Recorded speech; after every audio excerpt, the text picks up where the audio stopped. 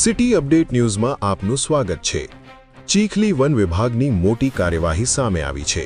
Navsari Bardoli road પર તરસાડી ખાતે આવેલી અંબિકા ટિમ્બર ટ્રેડર્સ સોમિલ પર વન વિભાગે અચાનક દરોડો પાડ્યો। તપાસ દરમિયાન સાગના 85 ગોળ લાકડા મળી આવ્યા, જેનો કુલ જથ્થો અંદાજે 5.5 ઘનમીટર હતો। કોઈ કાયદેસર દસ્તાવેજ ન હોવાથી સમગ્ર જથ્થો જપ્ત કરવામાં આવ્યો। આ કાર્યવાહી વલસાડ વન વર્તુળના માર્ગદર્શન હેઠળ ચીખલી રેન્જની ટીમે કરી હતી।